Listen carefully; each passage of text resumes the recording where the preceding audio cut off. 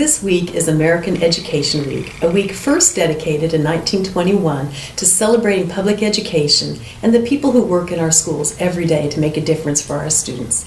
In Kansas, we have a lot to celebrate. In the western part of our state, a young girl came to our schools from a family where only Spanish was spoken and where neither parent had graduated from a traditional high school. She got the support she needed, though, and thrived, and actually became the first person in her family to graduate from college. She so appreciated her experiences that she returned to her district and now works there, helping other kids have the same kind of opportunities.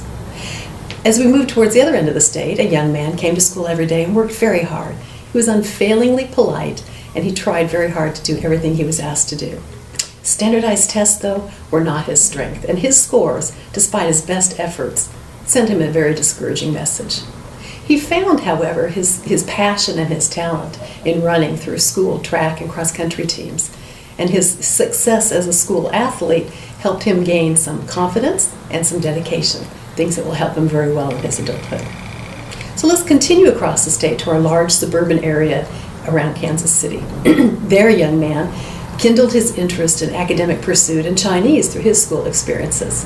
He was quite articulate in English, but became articulate in Chinese as well as he majored in it in college, and then actually went on to work in China for several years. He returned to pursue his academic excellence through a doctoral program in Harvard. So are these unusual stories? Not really. These are examples of what happens in our schools across Kansas every day, the opportunities we offer them for success, no matter what their zip code and no matter what their family circumstances are. It doesn't happen easily, though. So take advantage of this week to thank the amazing people who work in our schools.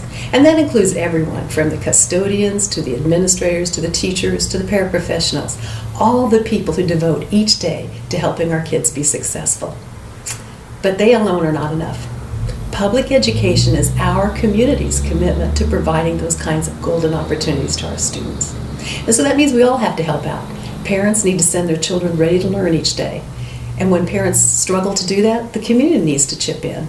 And the community needs to find ways to support the school, whether that means volunteering, attending events, or being aware of what's happening in the schools and what the funding needs are. Our schools have been very successful, and our community's commitment is a big part of that. That means knowing what the current issues are, knowing what the funding needs are, and understanding how policy initiatives may impact our children.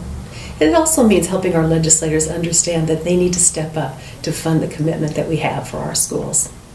But I'm optimistic. I know that together we can continue to help our schools succeed. And we can help our students, as corny as it sounds, pursue the American dream. So take time this week to thank our educators and find a way to connect with our schools in your area. And please help us celebrate American Education Week.